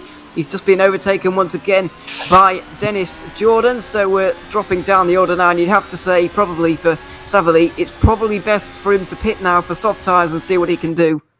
Yeah, I think he would come. He was behind Parisis, was he? So yeah, he'd probably come behind Parisis, but in front of Panzer. And there's a couple of guys still left to pit, so he still might be able to get a couple of points if he really pushes on, for instance, the softs, just like Petter Berliak. But hasn't worked out. Talk about Petter Berliak, he's coming up to the other ghost speed now on the outside of Stowe Corner. Fresh softs. That is going to be a nice move round the outside for Petter, and he is now going to be about 6 seconds off the lead with 14 laps to go, I believe. So 14 laps, 6 seconds. What can he do? He's going to have to be like half a second quicker, plus overtake 3 cars without killing his tyres. Maybe not the race victory unless he gets through the first 2 very quickly, but he still might be able to get on the podium. He needs to get through them all before his tyres really start to fall off the cliff so that he can park the bus in this race, and I think that Michi Hoyer might be able to help him with that. If Hoyer and Patel battle here, then Berliak is going to come towards these guys a little bit quicker, but let's just note this down, that Berliak was 5 seconds behind when they went over the line for lap 40. How much is it going to close on this lap? He's already got a second in the first sector, so absolutely phenomenal. He got most of that through Brooklands and Luffield, to be honest, so he's on an absolute charge at the moment. We'll see what he can do, but Hoyer really looking to pressurise Mohamed Patel now, and a little bit wide for Patel there. Not the ideal line, but Hoyer didn't exactly get a great exit either. Here it comes in the burst E-Spot car under the bridge. Is it going to be too late for him? Patel goes to the inside to defend, but Hoyer might go around the outside anyway. He's got it on the brakes. He's going to try it on the pressure tyres. They're side by side towards the chicane as well. He's got the inside line for the first part, but he's on the outside. There's contact as well. Oh no, Patel's around in the ground effect car, and this is really going to help Berliak. And now he's probably going to be into third, and there he goes on the left-hand side. Hoyer's into the lead, but a little bit of an interesting moment there. Patel probably ruined his chances to win the race right there. It's a difficult one, because there's so many times we see that through that second apex. If you have contact, the person on the inside spins. We almost saw it with Simicic earlier, to be honest, when he was with Ewan there. Let's have a look at the replay. I think it's going to be difficult because you know why he's fighting it. I don't know. He probably thought that he could hold it, but Hoyer was really squeezing him as well. It's so difficult to call. Whose fault, or if there is any fault at all. Simicic was just on the grass there, just to let you know, coming down into Brooklands, trying to overtake Sadly. Didn't quite see what happened, but he was on the grass. But yeah, Berliak now, I think he can win this race now. Now that he only has to overtake 2 cars, I think Berliak can definitely win this race, and that would be his second win of the season. Unfortunately, I don't think Patel's going to be able to come back to at least the race victory, but he might be able to get a first podium for ground effects still, or at least equal their best finish. As Mocek now, is he going? No, he lifts off the DRS. So Mocek lifting off the DRS there. Plenty of stuff has happened in this last few laps. It's quite interesting to see. But yeah, quick rundown is how Hoyer's now leading the race from David Mocek. The 2 Burst Simplicity cars are leading the way from Peter Berliak, who is chasing him down on those fresh, soft compound tyres. Mohamed Patel, having had that little contact there with Hoyer, in 4th position. Jans Brakshock, who's trying a one-stop, still doing amazingly in 5th place. Alex Siebel, Dennis Jordan, not quite on the pace today for Evolution. Tom Sadly is in 8th, getting chased down by Simicic, who, hasn't really worked out for him today, has it? A few little bits here and there have gone wrong for Simicic, and he's going to be losing a bit of his championship lead. And then you've got Sander Callas picking up the final point as we speak. Another championship rival, Jeroen Kweekel, down in 16th place. That is really not going to help him in the championship, especially if Berliak gets a good result. Yeah, exactly, and Berliak is getting a good result at the moment. He's got first place on the cards right now. He's on the podium at the moment, and he's got the opportunity to get even more, as Simicic is just making his way past Tom Savely on the screen just a moment ago. He's got 3.5 seconds to catch up to Dennis Jordan, but since they are on the same tyres, I can't imagine that gap is going to close in the last 10 laps of this race, although it might do. You never know. Mocek on the back of Hoyer here, but Hoyer, these guys, by the way, on the same team, of course. They're both Burst Esport. They're also both Burst Simplexity Esport, both on the same constructors team, so I can't imagine that these two are going to battle too much, at least until Berliak gets here. And in any case, I think they'll probably prefer that Hoyer wins the race, because Hoyer is in 3rd position in the championship at the moment. Mocek all the way down in 7th position. And although there's only 10 points between them, it does seem a little bit strange that they would let Mocek win instead of Hoyer. Yes, a difficult one. I would assume they're not fighting right now because it's just going to lose them both time. They know they're really going to struggle. Always Jordy's Wires goes for another spin on the exit of Stowe as Kweekel came past him. But yeah, these are Jordy, unfortunately, DNFs. These guys know Petter's coming. They don't need to lose any time, and it certainly seems with 2-second gap at the last sector point, Petter is going to be on them, and he's going to have at least 8, maybe 9 laps to do it if he catches up at the end of this lap. So he's got plenty of time to make his move. So the Burst guys don't want to lose any time. They don't want to give him any more time to be able to make his move. So they're trying to be smart. But obviously as a driver, Mocek has never won a race in the World Championship. He's only ever come 2nd. He had to sit behind Simicic in Portugal because Simicic was just a little bit too fast on that race. I would assume he's not going to want to sit behind another teammate again. to come through to a second place. But if that's what it needs for the team to get a victory, he might have to pull that card. Yeah, we'll see what really plays out, but look who it is. Petr Berliak really beginning to approach these front two. And now they go over the line. 9 laps to go when we go over just now. Lap 44, and we are going to see a fantastic end to this race now. It seems to be a leading 3 that has really established themselves through all the trials and tribulations of this race. And everyone down the order has been eliminated, really. It looks like, by the way, that Berliak's teammate for Edge Esports, Jim Paresis, really starting to make moves here. It looks like he's going to be able to get some points. I'm just wondering if he's going to be able to catch Simoncic in terms of the championship. I'm not sure if he is. I think those tyres are probably going to go off there, or take the edge off them before he gets there. But it could be an interesting one to watch that, because Berliak would definitely enjoy his teammate taking some points off Simoncic here. I think he's going to be looking at the back of Callas very quickly. But look who's just ahead of Callas. Tom Sadley, pole position man. Where was Jim Paresis? I think it was P16, maybe P17, and he is almost right next to Tom, which just shows you the way the strategies have worked out. But Paresis is now going to have a look down the inside of Cops. Now he's being a bit smart there, but yeah, it's not the ideal situation for Sadley, as Berliak, look at that, he is all over the back of the Burst Inflexity boys now. He has caught them, but when will he strike? He's got the tyres. He should have the tyres to the end of the race as well, so he shouldn't need to have to rush. But what will he do? The longer he sits there, the more calm I would say Mocek gets in some respects. But yeah, it's a bit of a difficult one for Berliak, because he knows that Mocek is going to have DRS as well, which is going to make it even more difficult. So yeah, it's going to be an interesting one to see what Petr is going to do. It's quite tricky, especially when it's teammates that he's fighting against.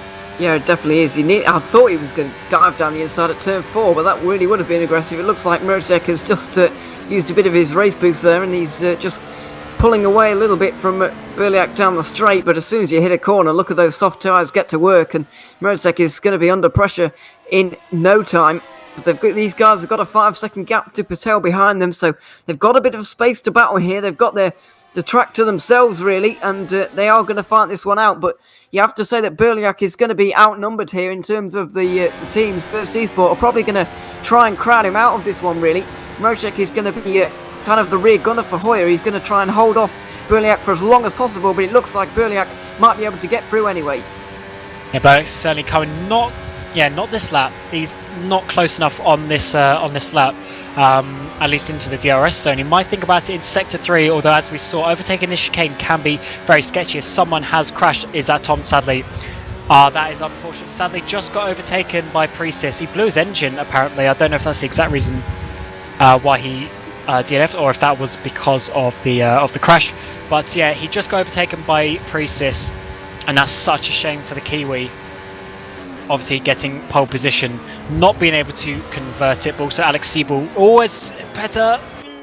Not quite. He's what he's trying to do there is he's trying to get Mocek offline, and he's sort of done that. Mocek is not close enough to get a proper situation. This could be the move, but look at that. Mocek is trying his hardest with the engine boost. Although Petr around the outside, he's going to have fresher tyres, but he's going to get crowded out just on the exit there. As yeah, this is going to be quite tight for Petr. It's going to be very difficult for him to get past both of these cars, because even once he gets past one car, he might be susceptible to be overtaken straight away, as well as his teammate Jim Paresis now gets past Callas.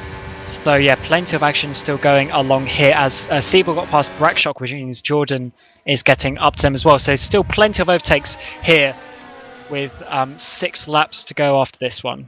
Yeah, a bit of a mistake for Berliak through the Magnussen-Beckett's complex there, by the way, as well. He's just, look at the gap he's lost as well.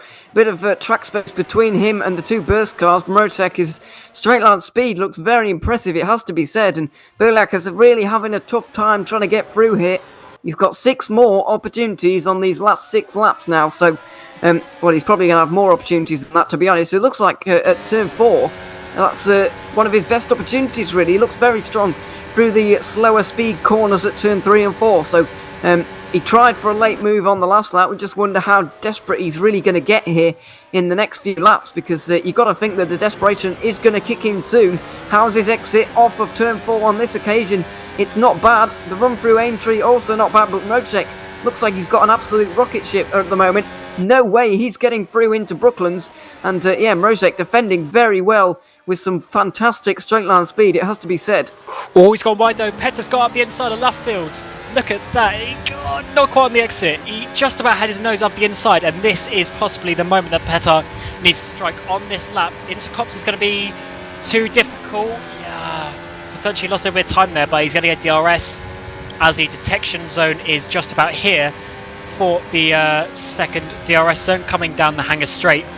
Hoyer, I believe, will be trying to go just slow enough to still give a good slipstream and good DRS to Rodger. And yeah, that might have been one of the opportunities that Patel was going to get. But fortunately for these guys, Patel is still not closing in on them. So Patel is not going to be a challenge, as is Patel now going to go down the inside. No, he's going down the outside. We saw what happened with Patel there. He thinks better of that. But remember, in Imola, San Marino Grand Prix, second race of the season, Patel was in a... Burlack was in a similar situation to this, and he did spin it because he was trying so hard to get past, and I do hope he keeps it nice and calm here, because third place will still be a good result considering where Yerni is, but obviously a win would be even better, as Petar now lining it up. Rodger doesn't get the best exit. Yeah, Petar needs to turn up the quali boost here. This is another opportunity. Can he get his nose down the inside? No, he's going to go round the outside. This is really ballsy if he can go round the outside of David Rodger. We've seen him do it on... almost spins it. Almost spins it. That is just what I said 10 seconds ago. He doesn't need to throw this away. Third place is still a really good result, but he's obviously trying so hard to get that race victory, as any champion would do. He decides not to dive to the inside. He goes to the outside. He's going to be forced right on the outside. Does he go a little bit on the marbles? Yeah, just a little bit on the marbles on the rear. And good catch. Really good catch there by Petar. Yeah, that could have been his race right there with that spin, but it doesn't look like this battle is over at the front of the field. Burliak has lost some time, and he's going to have to get back on terms, but Michi Hoy is playing a fantastic team game with David Rodger at the moment. He's just slowing down through Kops and the Magnus and Beckett section. He's taking it purposefully slowly, so that Rodger gets the maximum benefit from the slipstream and from the DRS, so that Rodger has got the most speed possible on these straights. And that is a fantastic team game and team play from Burst Esport to really be doing that. And it's really kind of putting up the wall for Burliak, and he doesn't seem to be able to get through right now. He's far too far back for a move into turn 4, you have to say, at least a couple of car lengths, but Rodger looks a little bit wide through turn 4 for the second lap in a row. Burliak hasn't quite got the run that he did last lap, but he's got the DRS again. And on this occasion, too far back. We're going to have about 3.5 laps to go, but he looks like he's well and truly on the pace with these guys. The opportunities are still presenting themselves, and he may well get through in the closing laps here. It's going to be close. As we got Dennis Jordan now getting up into 6th place ahead of Janos Brakschok, but a little bit further down, Eros Mashuli and Danny Van Der Neet are going to be out of the race. Danny lost it on the exit of Stowe, and Eros had nowhere to go, smashed into him. So that's going to be another 2 DNFs from this race, but we will keep the focus towards the front of the field as it's getting right to the closing stages now. We've got Michi Hoyer leading the way still from David and Rodger. Is Patel Burlack, going to be close enough on this lap? Nice. Still going to be a little bit too far away. This is whatever team strategy that the Burst are playing. I don't know if this is intentional or if this is just the speed that Hoyer's got. But whatever they're doing is absolutely working. Rodger is just quick enough in a straight line that Burlack cannot get past. And I think it could be leading to a nice 1-2 finish. But Burlack is not going to give up without a fight. No, he's not. I think it's definitely leading to a Hoyer victory at the moment. I don't think he's got enough time, to be honest, to get through on both of these guys, especially with the tyre life that he's got left. Is he going to go for it at turn 4? He's going to try. He's going to fake it. He's going to stick his nose down there. Be careful not to make contact, but he's so much closer than he has been. And look at Hoyer getting up the road now. We'll see if he makes a run for it. Mocek has got the slipstream, but he can't defend. Berliak's got the inside on this occasion. Is the back end going to step out like he did on the last occasion? Side by side between them through Brooklands, and he gets it round the outside through left field, but Mocek can't back at him. He just slides on the exit as well. A little bit of contact between the two of them, but Berliak has muscled his way through now into second place, and with 2.5 laps to go, we'll see if he can get this race win from here. And that is some proper racing. Awesome respect by both of them. They gave each other just the amount of room. And that is just what you want to be able to see. Petter, amazing move there to get second place. He's now going to be chasing down Michi Hoyer. He's going to be in the DRS zone already on this lap. But let's have a look. Petter Berliak down the inside. Mocek is going to leave him just enough space on the inside. Look at that. Perfectly judged by both of them. As Mocek tries to get it back on the exit, but they just pitch a little bit, tiny bit of contact, but yeah, that was really Petter's position already, so that is nothing really to worry about. So yeah, Mocek unfortunately did his best, but I think that is going to be third place for him today. It's now all about Petter Berliak. He struggled to get past Mocek with DRS. Hoyer does not have DRS, so this could be the potentially race-winning move, as we are onto the penultimate lap of the race here for Berliak. Yeah, coming through turn 4, he's been so strong off of this corner in the past, but Michi Hoyer gets a good run out of it. But as you mentioned, no slipstream and no DRS for Michi Hoyer, and he's looking under a bit of pressure. Had to half feint to the inside there to defend, did the Burst Esport driver, but Berliak is really in a commanding position at the moment. Mocek has really lost the pace, he's really been rattled there, and he's not being able to provide Michi Hoyer with any support. If he could just stick behind Berliak and really start to apply the pressure to that Edge Esports car, then he might be able to do something, but he really isn't doing that right now. He's 1.6 seconds adrift, and Michi Hoyer's going to have to do this battle all on his own. Yeah, this is really not looking in his favour, but remember, he beat world champion Jani Simoncic in the first race of the season, and Petter Berliak, another world champion. But does he have the ability to defend on the inside? Petter's going to be really fast around the outside. Fresh grip, look at that. All the way around the outside, no chance for Michi Hoyer. I thought he might just be able to defend, but not quite enough here in Silverstone. And coming onto the final lap, Petter Berliak might have just won himself a second race of the season. Michi Hoyer down to second, Mocek down to third, and Patel in fourth position. So this is looking like a very good podium indeed. But Petter, 2 amazing moves there to get himself into the lead of this race. Yeah, he's done absolutely fantastically round the outside at Stowe to take the lead, and now he looks like he's going to run away with this one. Look at the exit. He's got off of turn 4. He's leaving Michi Hoyer in his mirrors right now, and although Hoyer's got the DRS down here, he's miles away. He's no way is he going to make a dive through there. That would be absolutely heroic, but he's not going to, and Berliak is going to just enjoy this moment right now. His 16th World Championship win, and it's going to be one of his most deserved, you have to say. And what a win it's going to be. A drive through the field. We initially doubted him a few laps ago, but Berliak coming through Copse right now and into the final couple of corners for the final time into the final sector. What a deserved win, and what a fantastic win from a fantastic driver.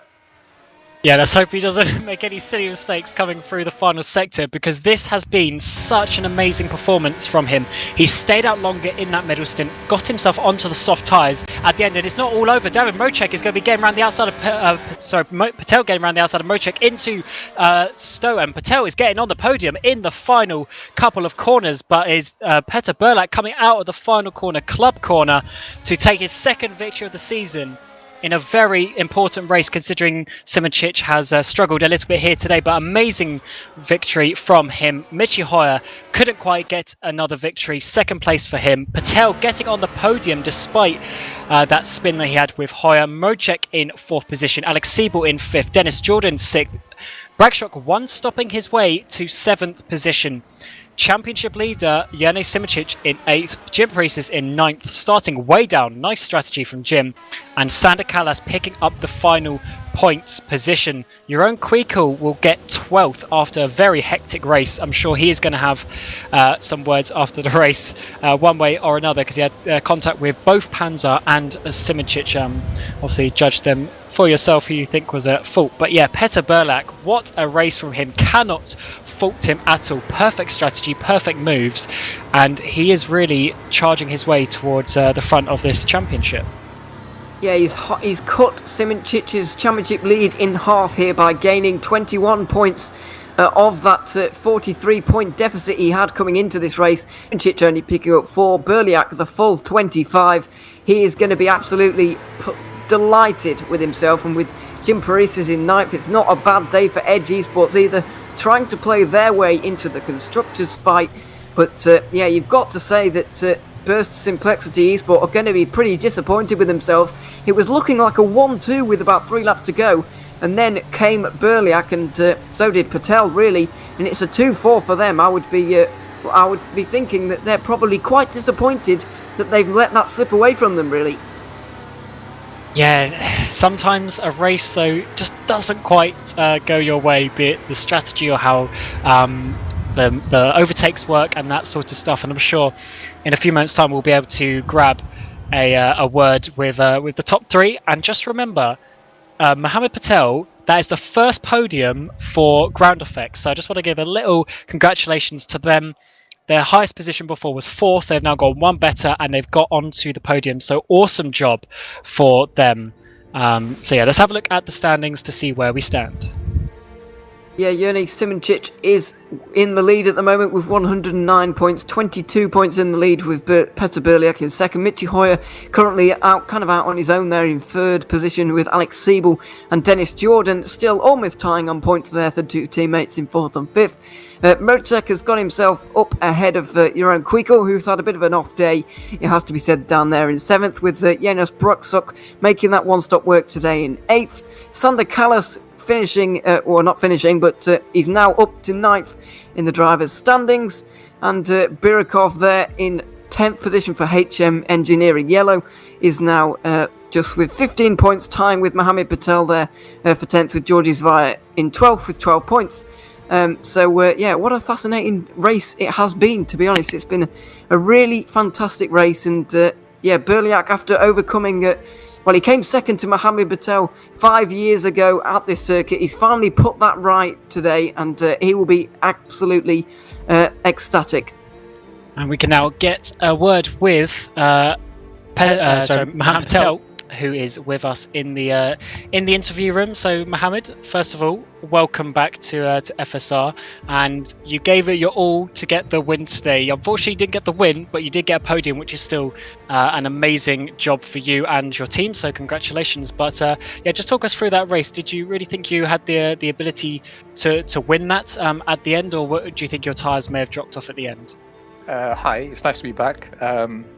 And podium, I think, for the first time in like a long time. So that's pretty nice. First of all, I'd like to say thanks to Jose for giving me the opportunity to drive. And also, I would really like to say thank you to Ivan Leonov, because this guy, what he did with the setup for us and giving us ideas for this race really helped us a lot. So without him, I don't think Petr would have won. And without him, I don't think I would have been with the opportunity of winning. With regards to your question, I have to say, I don't know. So I guess the first thing is if I qualified third on the grid and split the burst guys, that would have helped my chances quite a lot. And then David or Maroshek at the end of the first stint, he was fair, which was quite nice, because he gave me room and didn't turn into me. And so I got track position there, and that was pretty critical. And he pushed me very, very hard in the second stint. And I knew that I needed to get into DRS of Michi just to have the opportunity to maintain track position. And then it was like, I was just guessing what to do. So I knew that potentially supers at the end of the race, there might be a chance for that to work. But equally, I didn't want to give up track position, and I didn't. And my hards, I think, as you could see at the end of the race, with the last lap, I had pretty awesome pace right at the end, even though I had flat spots and suspension damage. So I think there was a chance for me to win. Unfortunately, that wasn't the case. Probably I should have turned left to save myself, as some others do, because that sometimes works for other people. But it was fun. Well, you certainly did a good job, and I mean, I don't know if you're going to be keeping that seat, but hopefully you come back for some more races with the last 4 races to go. But either way, congratulations today for getting a podium. Even if it wasn't quite to be a victory today, you still did a good job. So well done. I'm not sure if I can race the others. To be honest, I could only race Indianapolis in this one so far from the season, and at Indy I tried to help Petter a bit, and I found the car quite fun to drive, and then I had this opportunity here. So it depends on work, to be honest with you. So we shall see. Stay tuned. Oh yeah, we will. We'll look forward to that. But we'll move to second place man Michi Hoyer. Again, similar to Patel, wasn't quite the victory here today, but you gave it a very good fight, not only with Patel, but also your teammate, and then lastly with Petter. So talk us through that race because you led it for such a long time. But yeah, how did that race go for you? Yeah, in the end, I'd say pretty okay. Of course, it's a little bit of a sad thing to lose the win in the final stages of the race, or especially in the final 2 laps. But I saw it actually coming, like with Petter coming with a soft tire, closing us with 9 laps to go. I was to my team on the radio, okay, we need to fight this as a team as long as we possibly can. And eventually Petter got by David then with I think 3 or 4 laps to go. And in the end, my mediums haven't just been quite fresh enough, because at the end of the day, leading is nice and leading is fine, driving in clean air, but especially on a high downforce track like this, DRS can save you some fuel. DRS can save you especially some tires when you just get that 3 or 4 tenth gifted. So leading to a certain extent always is a little bit of a risk. Today it didn't pay out. But I think with the overall performance or with the overall race, I'm fairly happy. Today morning, I was not quite sure whether I could really get the pace down, and then qualifying went good. First stint was absolutely flawless. Set myself a little there in the DRS of Tom, and then in the second stint, we had a quite good balance. We had a quite good pace. I think also we had quite good track position overall. And at the end of the day, I'm happy with that second place, despite being a little bit sad about not having to win. But on that note, kudos to Petter Brejak. Absolute outstanding strategy play there, and well done. Yeah, well, congratulations to you anyway. Second place is still good considering the last couple of races for you haven't been, the best that they could have been, but still second place is very good. So good job to you, and also your team best in Plexity, because you and David getting second and fourth, very good job for the constructors. So well done for today. Thank you. And Petter Berlak, your second win of the season, and you did have to fight for it. But especially that move on David Mocek, that really, I'd say, won you the race, because you timed that perfectly, because you got just ahead enough that he couldn't really do anything, and then obviously you had Hoyer sort of a sitting duck. But yeah, good strategy today. Was that always your plan to do softs at the end, or was that just how it worked out? Because that was really how you end up winning the race. Hi. I'm not sure. We weren't sure before the race what the strategy is going to be. It would depend on traffic and the race scenario. I knew it was possible to do soft at the end, and my wear in the second stint was a bit better than expected. So I thought, since I'm at the back of the leading train and I have a gap behind, why not try it? Because I think that's the only way I can have an advantage in the important corners where you can overtake. And it's a shame for Mo. It would have been a great battle in the whole top 4. But I kind of knew it was going to be difficult. I knew they were going to use DRS and keep backing me up and try to, put one of their cars in P1 at least. But I tried to not be too aggressive at the beginning and bided my time. And almost spun again because I left the anti-roll bar so oversteery, and then when I got into clean air to brake for that corner, that was really close. So I was a bit lucky there. But later it was very touch and go, and somehow I managed to overtake David, and then I think Michi's tires gave up at the end, and I just had to stay close enough on one of the DRS zones. Do you think, considering how Yene struggled a little bit today. Do you think this is a push of momentum for you for the last 4 races of the season? Do you think you can catch him and get that championship? I think the gap is more reasonable now, so I think so. But yeah, I think it's just a one-off for him. So next race, I already expect him to be podium or better. But yeah, I'll give it a go for sure. Oh, congratulations for today. Really good work getting past those 2 burst cars in the end. So yeah, good job from you and the team. And that Ewan pretty much sums up the race that we had today. It's been an awesome race, and that closes out the 6th race of the season. It's been thoroughly enjoyable. Thanks very much for having me along, by the way. It's been, as I said, absolutely enthralling from start to finish, and I thoroughly enjoyed commentating alongside you, Cam, and I hope I'll be back soon. I'm not sure if I will, but I hope so anyway.